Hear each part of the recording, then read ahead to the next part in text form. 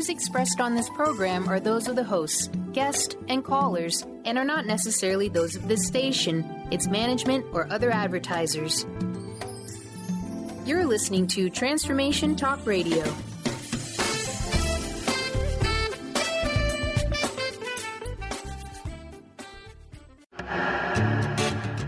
Get fired up for Spirit Fire Radio with your hosts, Dorothy, Riddle, and Steve Kramer.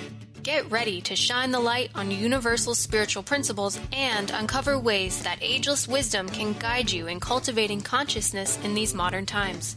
Bring purpose to your life through practical spirituality and add to your awareness with Spirit Fire Radio. Now, here are your hosts, Dorothy, Riddle, and Steve Kramer.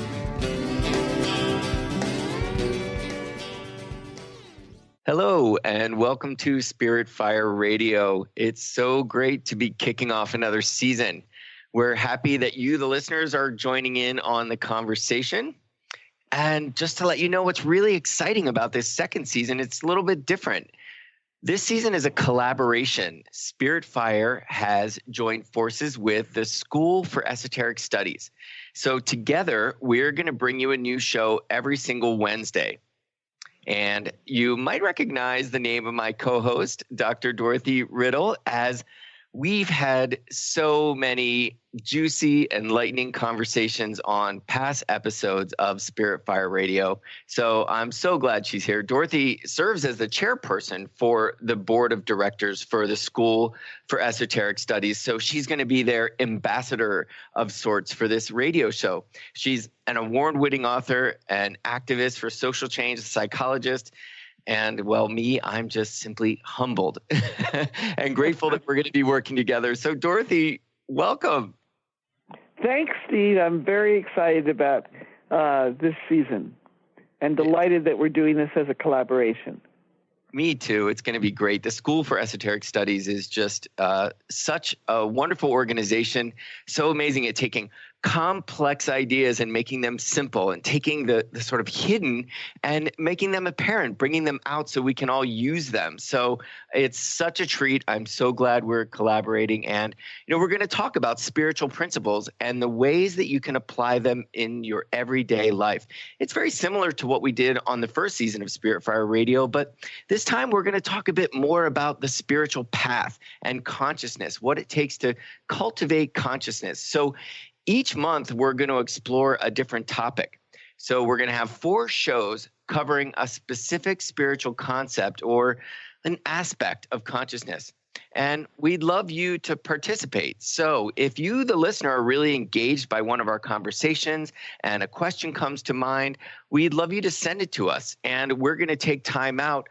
We think at this point on the last of the 4 weeks to answer questions, but we'll see. Maybe there's great questions that we want to answer that are relevant to one of the topics during the month. So if you go to spiritfireradio.com, there's a button there that allows you to send us a question. So we'd love to hear from you. We've got great topics for this whole year. Each month is going to build upon the last. So some of the topics are goodwill, harmlessness, compassion, discernment, forgiveness, and they're just going to build until the end of the year. We've been on this great journey. So, Dorothy, let's get started. Yes. But I'm particularly delighted that we're starting this month with a focus on understanding our human family, because unless we really understand ourselves and what we're about, we make inaccurate assumptions about what our life can be like and how we can move forward. Totally. And, that's a big subject, right? Understanding our humanity. Like, how do we zoom out to really look at ourselves as a whole? I mean, that takes effort, right? To look at ourselves as a family or as a kingdom, the human kingdom. So Dorothy and I asked ourselves, well, who asks these kind of questions? Who asks questions that will come to those kind of answers? And we came to the conclusion that really, yes, indeed, spirituality asks those questions, but science asks them as well. Both science and spirituality ask, who are we and what's our purpose and why are we here? So it's fascinating. We're going to talk quite a bit about science on this show today. Mm-hmm. And what's particularly interesting, Steve, is the term esoteric, which a lot of people are not that familiar with, or it may make them a little bit uncomfortable. What esoteric, the School for Esoteric Studies, is really about is looking at the subtle energetic dynamics behind the dense material world that we are so aware of all the time. And we do that grounded in ageless wisdom teachings, which are the teachings that underlie all of the spiritual and religious traditions. And Spirit Fire does the same thing. So that's our commonality. But what's particularly interesting to me is that through the years, metaphysics, esoteric studies has had this focus on the subtle energetic. And what quantum physics is showing us now, and has over the last 150 years, is that is who we are. We are energetic beings. And we're going to get into that in more detail, I know, in just a few minutes. But I just think it's so interesting that when you talk about spirituality meeting science, if we were talking about the old Newtonian physics, that wouldn't be true, because that was very geared to believing that the dense material world is what it is reality. Whereas quantum physics has shown us that reality is really the energetics behind what we see in the dense material world.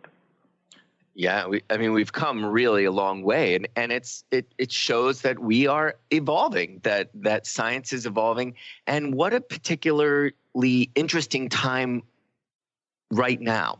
I know that Amit Goswami, Deepak Chopra, even the Dalai Lama, they've all written books with quantum physics scientists, with quantum physicists and quantum scientists. So it's so interesting that we're at this point in time in culture and in humanity's history where these two are really converging, right? Where science and spirituality are finding this common language. And it has so much to do with the structure of our reality. So Dorothy, I know you know a lot about the structure of our reality. We got into this quite a bit on the past shows with Spirit Fire Radio.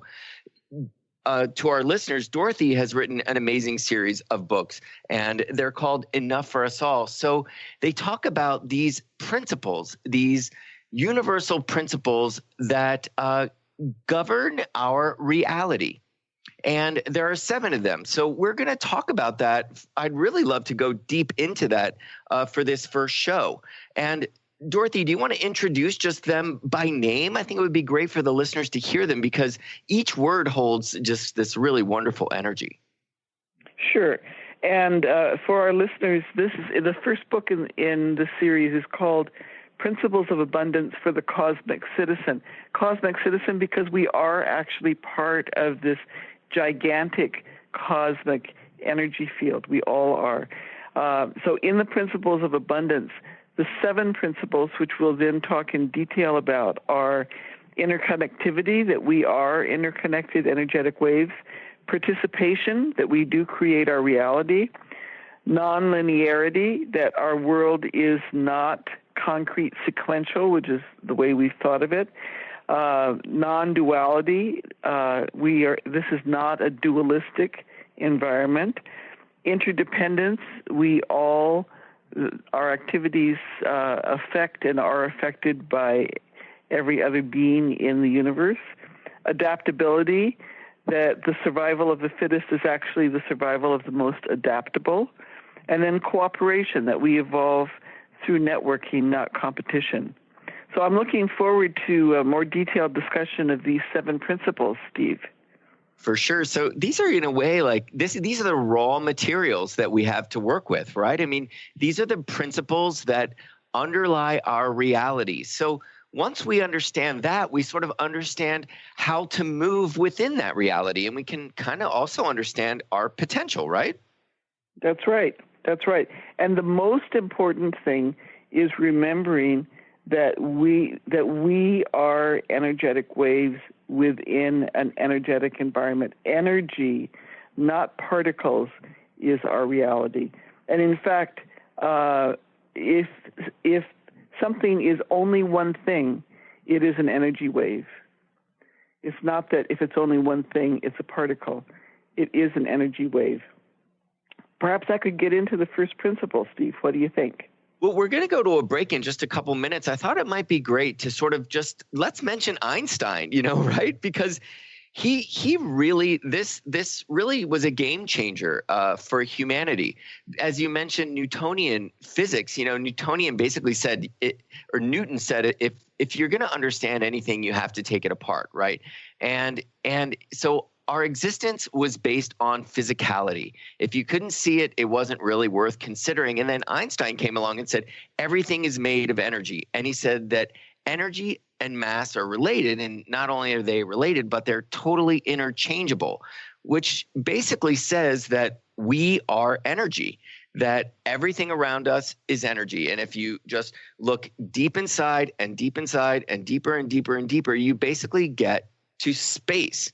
And so I just find it so interesting that's where you sort of can imagine that spirituality's ears went, aha, that at the core of everything is space, because emptiness is a huge word within spirituality. So it's this wonderful cross. Well, actually, I'm going to stop you right there, Steve, because when you use the word empty, people start to think of space as being nothing. But if you look out, for example, into the night sky, what you are looking at is a churning field of energy. You're not looking at nothing.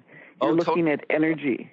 And I mean nothing as in pure potentiality. So nothingness is right. It's a very complicated word. Emptiness is a very complicated word. And what I mean by that is pure potentiality. So, that's sort of this framework of everything being energy. And that's where we're going to go with this. Yeah. So let's take a break. And then when we come back, that first word of interconnectivity, that everything's interconnected and everything is an energy wave. We'll be right back.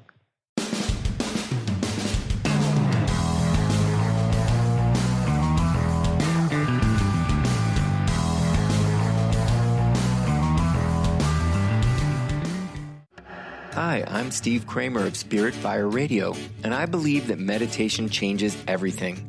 It leads us in the direction of greater well-being, and that's a fact. I struggled with meditation for years. I understood the principles, but I found it hard to incorporate them into my everyday life. Spirit Fire's meditation practice changed that. It's called the Practice of Living Awareness, and it's taught in 14 steps. These are 14 tools that I can use in any moment, on and off the cushion. Steps like smile, flow, and ground of being support my clarity of mind while I'm navigating the ups and downs of modern life. That's why it's called the Practice of Living Awareness. If you'd like to add meditation to your daily experience, the Practice of Living Awareness is free, online, and it's suited for any level of practitioner. Visit spiritfire.com for more information. And be sure to check out Spirit Fire's meditation retreats in Western Massachusetts. It's all there at spiritfire.com. Registration is now open for the 25th Annual Women of Wisdom Conference. Join the fabulous presenters from around the country on February 16th through the 20th. If you believe in raising the feminine spirit and transforming our world, then this conference is for you. Get your tickets now. One-day and full weekend passes are available. For more information about presenters and tickets, visit womenofwisdom.org. That's womenofwisdom.org. Interested in deepening your spiritual practice? The School for Esoteric Studies offers online training to spiritual seekers from all paths of life and individual coaching. Our courses synthesize Eastern and Western spiritual traditions based on meditation, study, and service applied to everyday life. To learn more about our courses and services, please visit www.esotericstudies.net.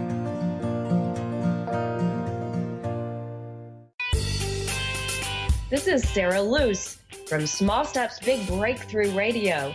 I want to invite you to join me and women across the globe for my Sister Spirit Party, where we're going to be teaching you how to lose those limiting beliefs, toss the struggles, lose all the old stories that keep you stuck so that you can leap fully into your power in 2017. Girl, the world needs you to shine right now. So please join us for this powerful and fun group mentoring called Sister Spirit Party. And now, till February 10th, I'm going to give you $50 off your enrollment. So go to sarahluce.com and enter your coupon code SISTER50 for your enrollment discount. Girl, we need you to shine. Join us. Join the Sister Spirit Party. Let's get your power on.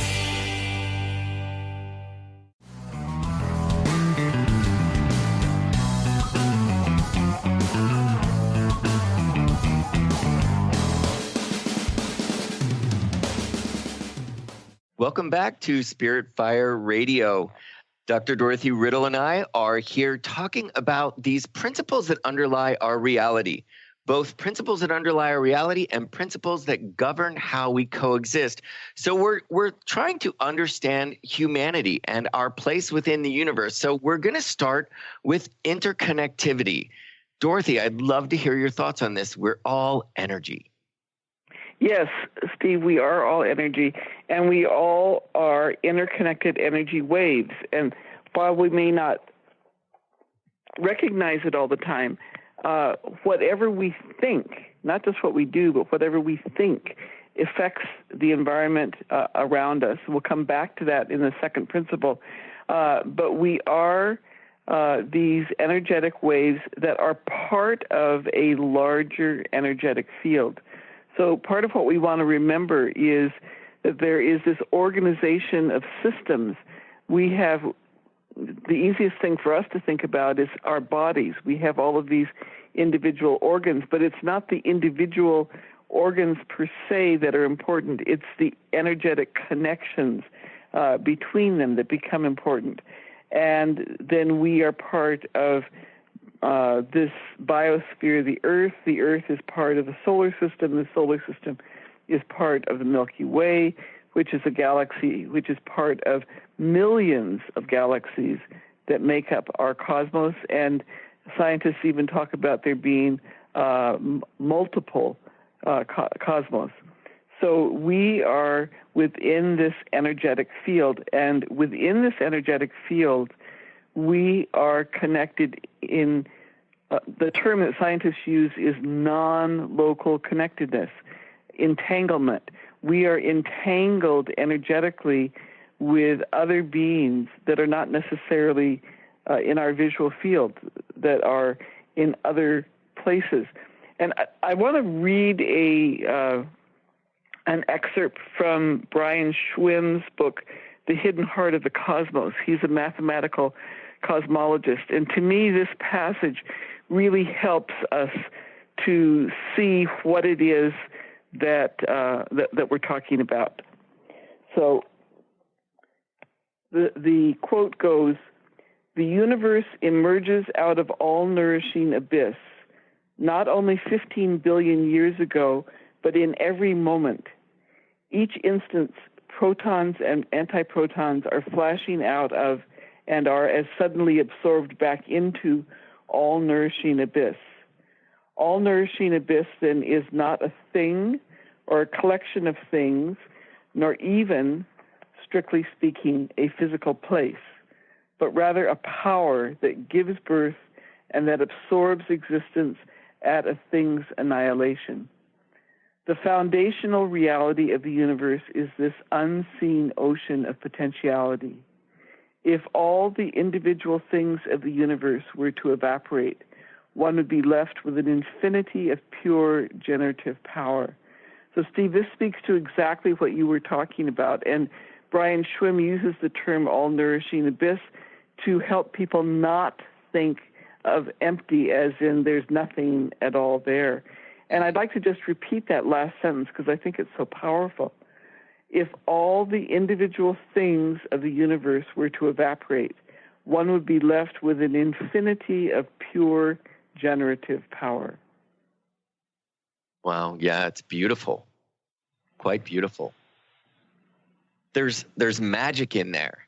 You know, there's magic when we think of flashing in and flashing out. It actually makes me think of lifetimes as well. That when you look at us in terms of an organism, within this greater structure, and you think of energy flashing in and energy flashing out, it almost makes me even think of our particular lifetime and ourselves. So there's so much magic in that quote. Really beautiful. Mm-hmm. Thanks. Mm-hmm. And I'd like to add to that also, there's another concept that scientists talk about, the 0-point field within that all-nourishing abyss. So the 0-point field is where there's no, quote, matter. The temperature is absolute zero, and yet energies are present.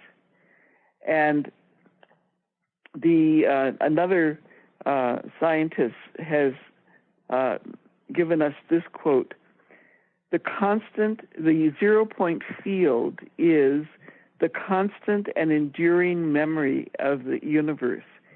It holds the energetic record of all that has happened on Earth and in the cosmos, and relates it to all that is yet to happen. It facilitates the choices made by waveforms regarding how, that's the energetic waveforms, that regarding how they will appear in the physical world. Mm. So the underlying reality is this energetic field, these waveforms, and then they precipitate, you can think of it that way, into the material particles that we see and feel. But that's not all of reality. The actual undergirding reality is energy. And all of it is connected, and all of it is related. That's right. Beautiful. That's exactly right. Yeah. Yeah, we are literally physically in touch with the rest of the cosmos. And, you know, when we think of that flashing in and out, we think of our cells. We think that cells come and go. How many cells in our body disappear and reappear, but yet the structure of our body stays here intact. And it's almost as if, you know, if we were going to speak in spiritual terms, when you mentioned in that last quote, the choice, you know, it is the choice, and it is the idea, the notion of myself that keeps that form constant. While energy comes in and energy goes out, it's yet the form is still here, almost by choice. It's very interesting. I love that macro. Go on. Yeah, I just want to put one other thought in here, Steve, which is in spiritual terms, in the ageless wisdom, what's called the great heresy is separateness. In other words, our belief that we are actually separate from other parts of the universe and other parts of the cosmos. And that comes from believing that we are primarily this dense matter. So if I think of my body as being primarily or exclusively this dense matter, then I can say, well, you see, I am a different individual from Steve or from Mary or from any other being, because I'm looking at the boundaries of the dense physical matter. But that's, in fact, not who we are. We are the energetic, what's called, you know, the etheric physical being, not the physical being. And we see this, people who do Kirlian photography, people who see auras, what they're seeing is the energetic field as opposed to just the dense physical matter. Oh, science has come such a long way in proving ways that we are beyond our physical bodies, that we actually are energy and that we affect each other on an energetic level. And so many studies that are really remarkable proving that. Even you just think about the fact that we can sense when somebody's coming up behind us. We can sense their energy. You know, we're connected in that way of just feeling somebody there. You know, I love that precipitation, that idea that we have precipitated down to the physical, but through that, in the process of that precipitation is a mind, is an emotion, and then onto our physical body. So we are all of those subtle components, and the physical is just one aspect of it. But that, you know, science, I'd love to talk a little bit again about Newton, just to say that when we think about interconnectivity, that this idea of the physical, we've got machines now that can take a look at the physicality of something so massive like the sun and something so minuscule as the atom. We can look at the solar system. We can look at a cell, at the earth. And if you take all of them apart, they all strikingly look very similar. So it says once again that we're all a part of this machine in a way, or this cosmic whole, and it's a replicating form, and that it's the macro and the micro, that it exists on every level. It's so fascinating. Yeah, I'd just like to add, because we're so steeped, we may not realize it, we're so steeped in the assumptions of Newtonian physics that we don't even realize it. Even though the field of quantum physics has been around for at least 150 years, there are many ways in which it has not yet influenced our consciousness. Because in Newtonian physics thinks of the world as a machine, that word that you just used. And yet what quantum physics tells us is that it is relational. It is not causal. It is probabilistic. There are these there's these mists of probabilities that exist as opposed to a single entity. And Newtonian physics is based on determinism, on cause and effect, and yet it is the potentiality of these possibilities that is what is real. And I'd like to use that, Steve, as a bridge to the second principle, which is participation. Perfect. That we create our own reality out of this mist of possibilities. I can't wait to get into that. We're gonna have to go to a break in a minute, so I'm sorry to interrupt you, because that's going to be such a great conversation. And indeed, I love that. We have to have these stepping stones, and you sense that we are really on the verge of understanding something so magnificent when it comes to quantum physics. So we're going to take a break and then really get into that, to participation in ways that we create our own reality. So we'll be right back.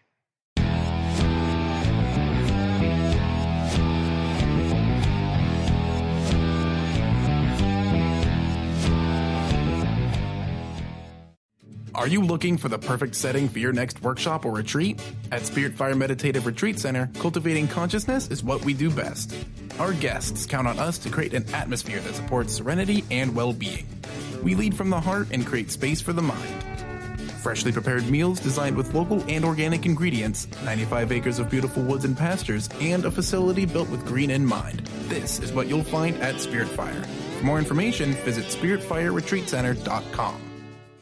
Tune in to the Jen Royster Show, intuitive guidance to inspire your life, each Thursday at 8 a.m. Pacific and 11 a.m. Eastern on TransformationTalkRadio.com. This amazing show is an inspirational hour that will take you on an epic metaphysical journey to discover the spiritual approach to life's greatest challenges. Dr. Jen is an internationally known intuitive counselor, spiritual teacher, and energy healer. Call in for intuitive readings and visit JenRoyster.com for more information. Have you wanted to make more money without working harder or more?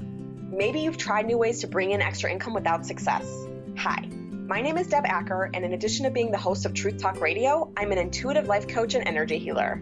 I clear energy blocks to all areas of life, including abundance. Did you know many times we have an invisible income ceiling? So no matter what we do, our income never goes up, or if our income does go up, we experience an unexpected expense that negates this. How much would it be worth to significantly increase your income or even have unexpected income show up? When I was in the corporate world, I used these techniques to increase my income by tens of thousands of dollars without changing my work routine. In fact, I worked even less, and I now help clients do the same. If this resonates for you and you're truly ready for abundance in your life, I'd love to gift you with my pattern identification session. Simply contact me on the contact page of my website, DeborahAcker.com. That's DeborahAcker.com. And let me know you heard about this gift through Transformation Talk Radio. I look forward to connecting soon. Curious about the meaning of life? Do you want to deepen your spiritual practice? The School for Esoteric Studies offers online training to spiritual seekers from all paths of life and individual coaching. Our courses synthesize Eastern and Western spiritual traditions based on meditation, study, and service applied to everyday life. The school also organizes group meditations each year to benefit humanity. Whether you're just beginning to reflect on the spiritual side of your life or are a more experienced spiritual seeker, the school warmly welcomes you to join our group. To learn more about our courses and services, please visit esotericstudies.net. That's esotericstudies.net.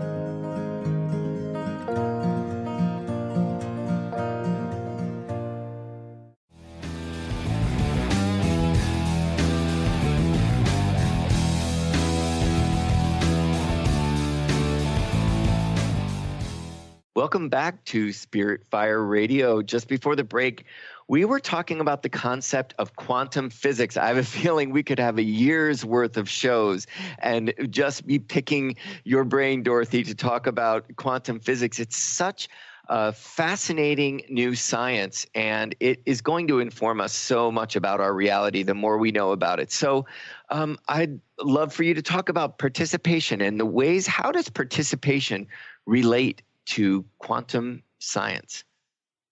Well, what quantum science tells us is that there is a certain level on which the universe literally doesn't exist until we observe and interpret it. We do, in fact, create our own reality, which is what the metaphysical teachings tell us. They tell us that energy follows thought. Whatever we're thinking of, that's what precipitates. Now, this can be a challenging concept for some people. So let me give an example. Let's say that you and a group of your friends who live in very different places, maybe Vermont, Chicago, California, Texas, you all want to get together for a reunion. And each of you are making a case for why it should be in your location. So that's the mist of possibilities, these various locations. And as soon as you make a decision about which place, let's say Chicago, then that mist of probabilities collapses. That's the word that's used, collapses into the single point. And the reality becomes that you're going to meet in Chicago. But it wasn't always the reality. There were these possibilities before. So as we observe, the process of observation or the process of interpretation or the process of decision restricts the possibilities to one option. And that's what the participation principle is all about, that the attribution of meaning that we give or the choices that we make is what actually creates our reality.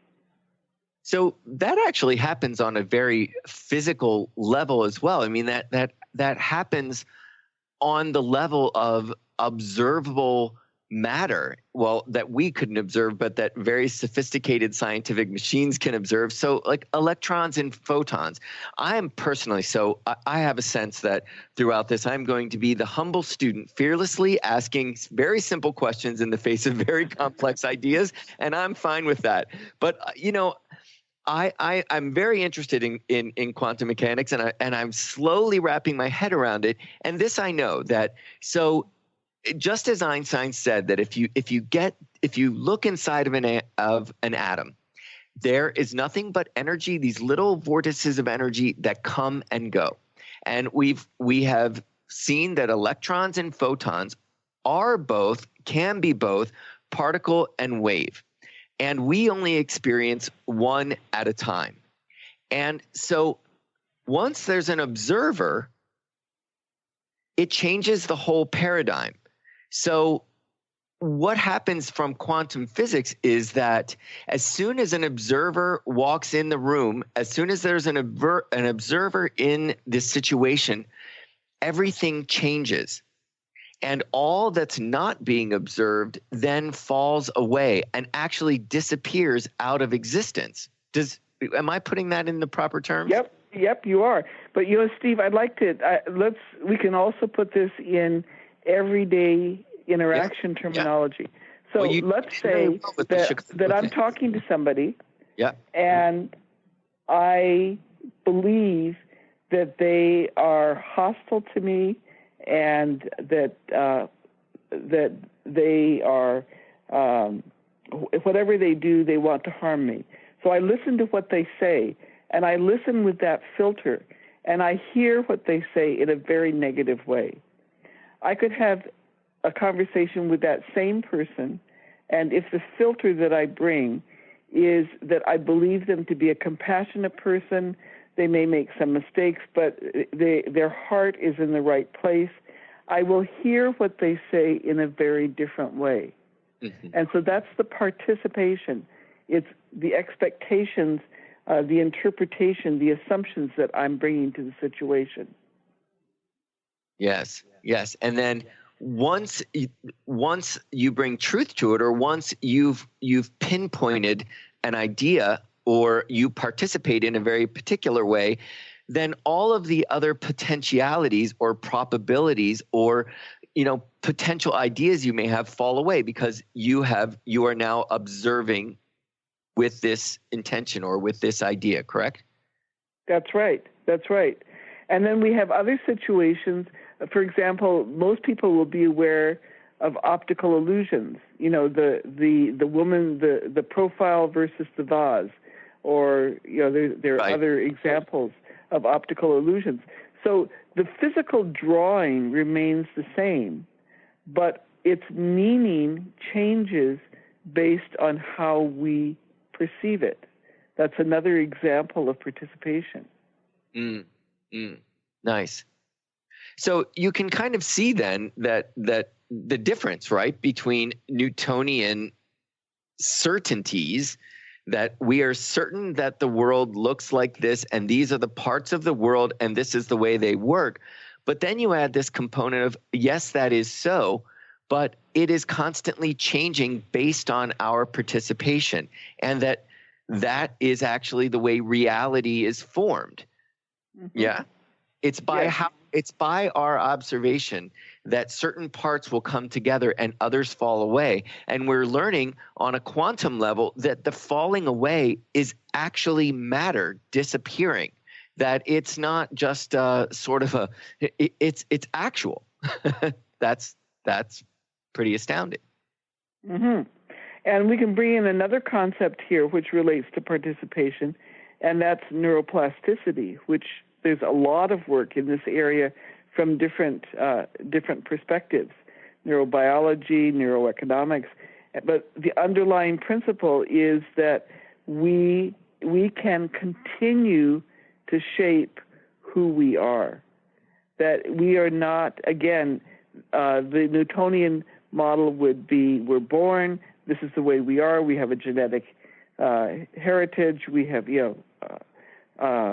whatever our memories are formed, and that's it. But that's not actually the reality. The reality is that we continually change, or we have the potential to continually change. Right. And one area in which people may be unaware that we do actively continually change is our memories.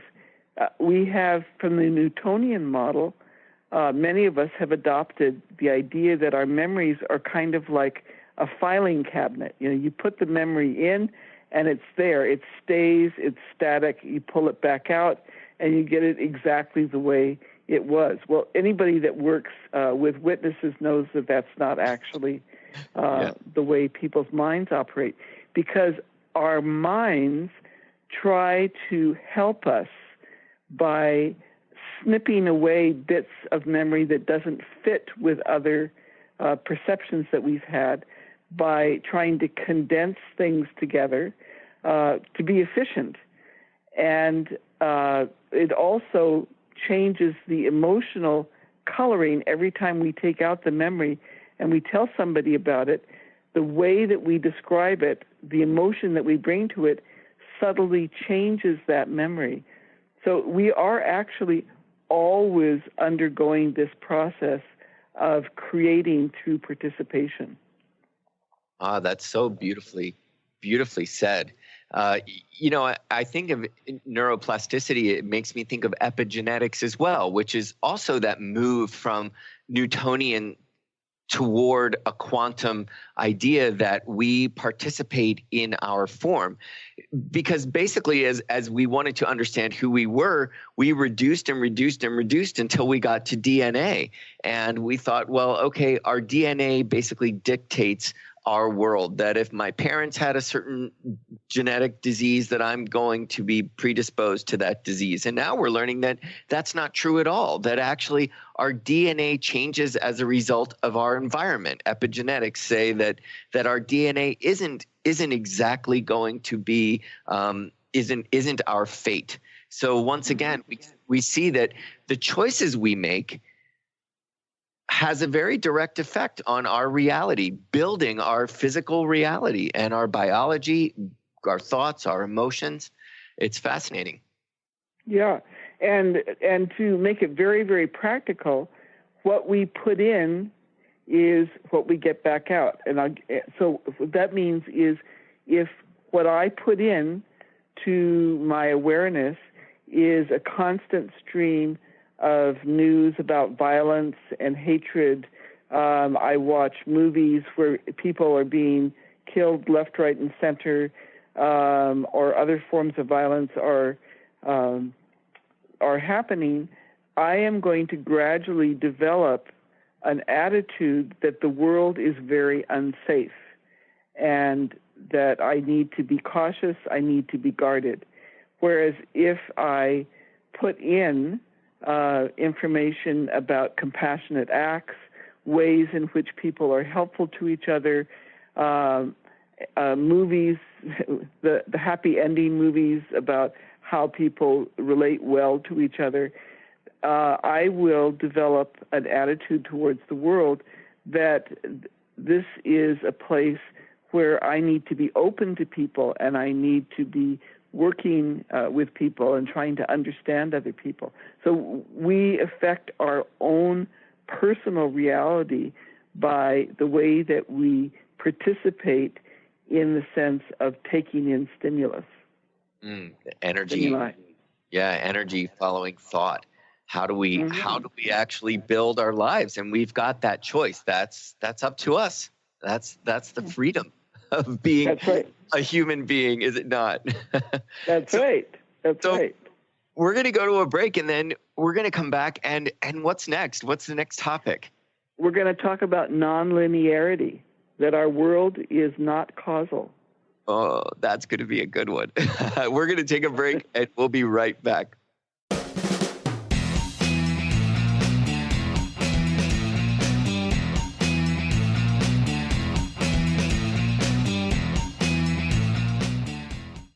Are you looking for the perfect setting for your next workshop or retreat? At Spirit Fire Meditative Retreat Center, cultivating consciousness is what we do best.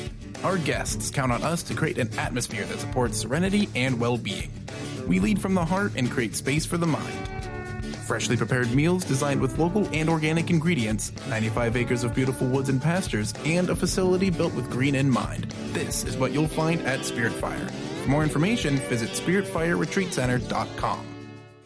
Tune in to Lucid Planet Radio with Dr. Kelly Neff. This hit show will illuminate your senses and empower you beyond your daily stressors and hardships. Renowned psychologist and author Dr. Kelly will captivate you with far-reaching topics and amazing guests as you wake to the greatest version of yourself. Learn to tap into your intuitions, think critically about our world, heal emotional and psychological wounds, and follow your passions to live your dreams. The Lucid Planet. Welcome home. Visit lucidplanetradio.com for more information. This is Sarah Luce from Small Steps Big Breakthrough Radio. I want to invite you to join me and women across the globe for my Sister Spirit Party, where we're going to be teaching you how to lose those limiting beliefs, toss the struggles, lose all the old stories that keep you stuck so that you can leap fully into your power in 2017. Girl, the world needs you to shine right now. So please join us for this powerful and fun group mentoring called Sister Spirit Party. And now, till February 10th, I'm going to give you $50 off your enrollment. So go to sarahluce.com and enter your coupon code SISTER50 for your enrollment discount. Girl, we need you to shine. Join us. Join the Sister Spirit Party. Let's get your power on.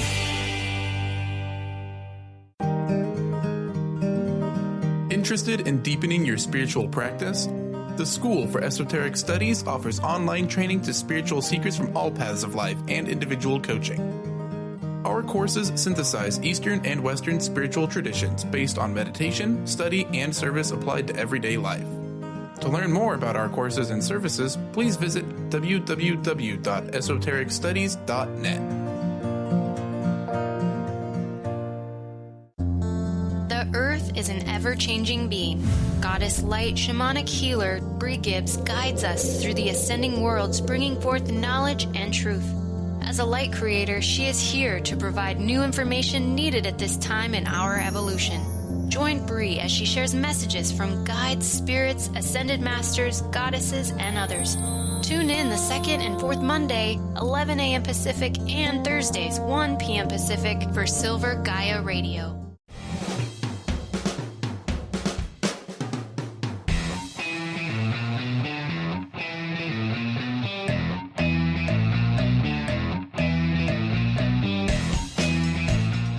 Welcome back to Spirit Fire Radio.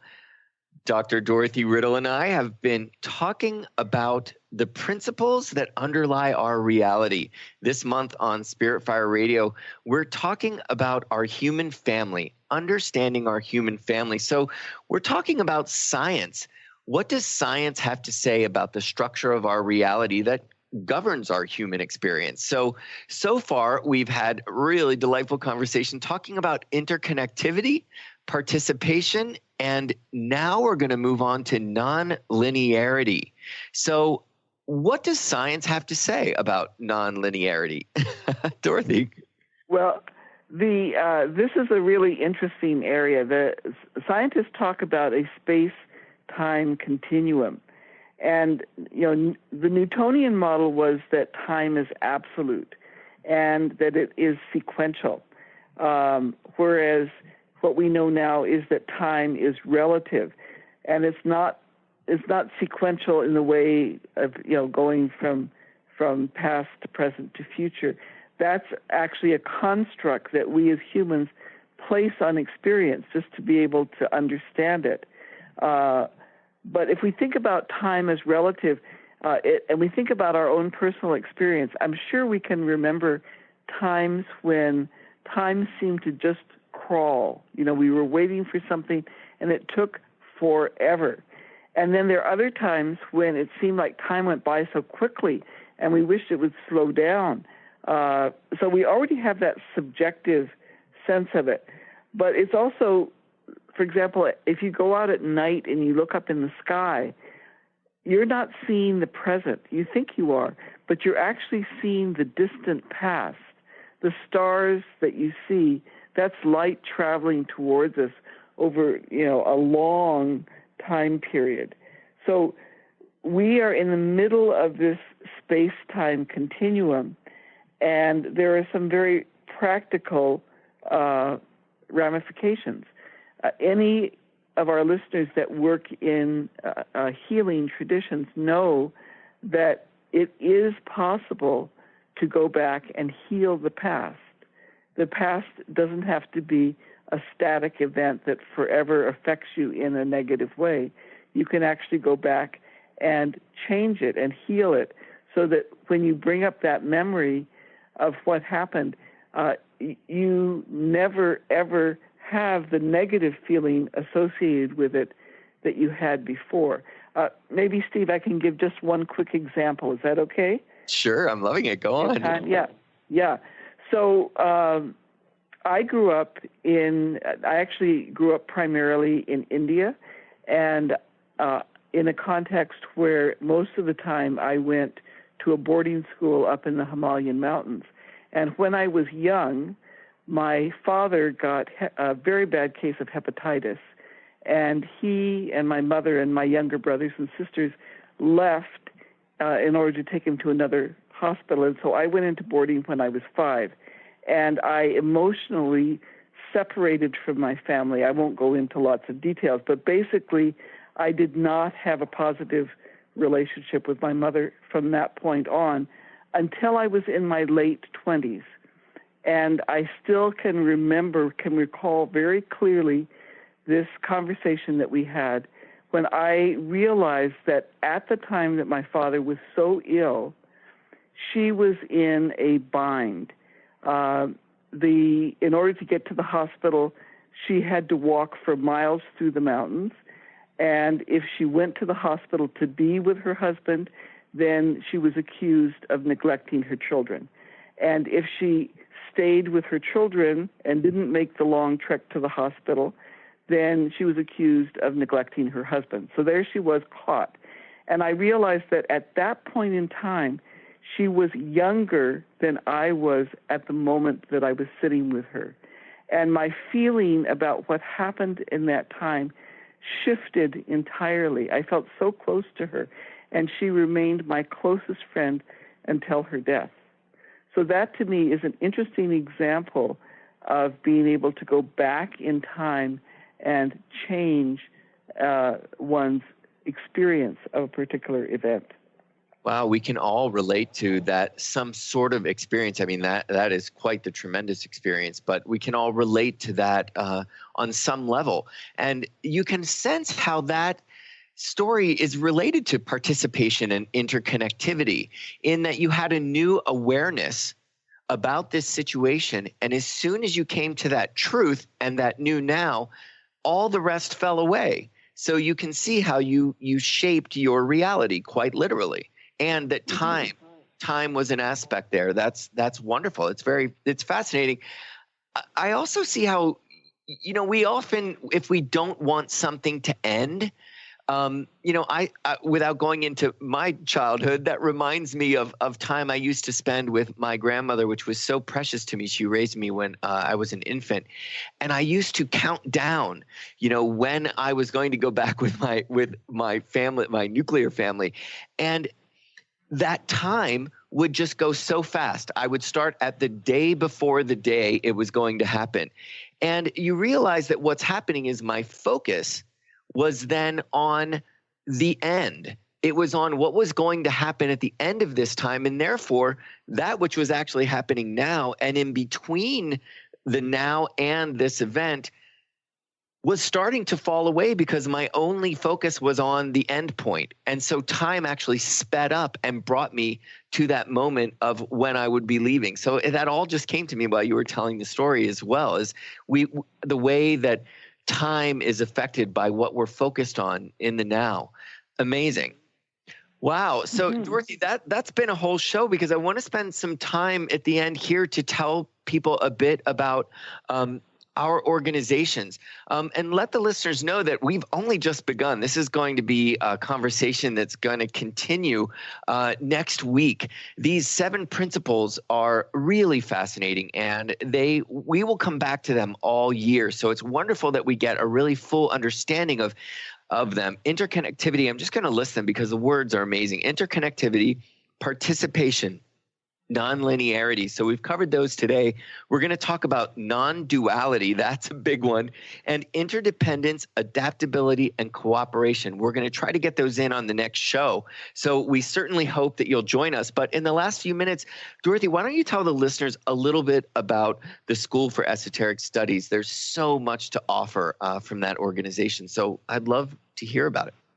Yes. Thank you, Steve. And people that want to know more about the school you can go to our website at esotericstudies.net. So that's esotericstudies.net. So the mission of the school is to provide structured, sequenced, esoteric discipleship training grounded in the ageless wisdom in order to produce world servers. And I think that that's really important. What the school does, it provides its training by correspondence. It does that purposely because it's not a matter of learning these particular concepts and developing, looking to some external expert. We see the soul as the teacher, and the purpose is not just individual development, individual spiritual insight, but world servers. In other words, being able to apply spiritual principles in everyday life. So we do this through meditation, through study. People get individual coaching in terms of commentary on their written work, and then through service. Beautiful. Listeners, again, just to tell you the web address, which is esotericstudies.net. There is a wealth of information on esotericism, on the ageless wisdom, and ways that really you can get involved in your own life, create a purposeful life. Just fantastic work. And it just makes me so thrilled. I know we are going to have such a journey together, Dorothy. This is the first show of many, and it was great. And I look so forward to sharing what both of our organizations have to offer. I am representing Spirit Fire and Dorothy with the School for Esoteric Studies. So together, this awesome collaboration this season, which is Spirit Fire Radio. So go to spiritfireradio.com. We're going to list a number of the topics that we've got going on for this whole year. And we invite you to ask some questions if you're interested in these principles we've been talking about. Anything that comes up in the conversation, just send us an email and we'd love to answer your questions. And we'll be back next week. And that email address is spiritfireradio@spiritfire.com. Perfect. And you can find a button as well on spiritfireradio.com. All right, listeners, it's been great. We hope you'll join us next week. We're going to continue the conversation. Thank you for listening to Spirit Fire Radio. Tune in each Wednesday at 9 a.m. Pacific, 12 noon Eastern for your weekly guide to purposeful living and practical spirituality. Join hosts Steve Kramer and Dorothy Riddle as they shine the light on universal spiritual principles and uncover ways that ageless wisdom can guide you in cultivating consciousness in your everyday life. Add to your awareness with Spirit Fire Radio. To learn more, visit spiritfireradio.com.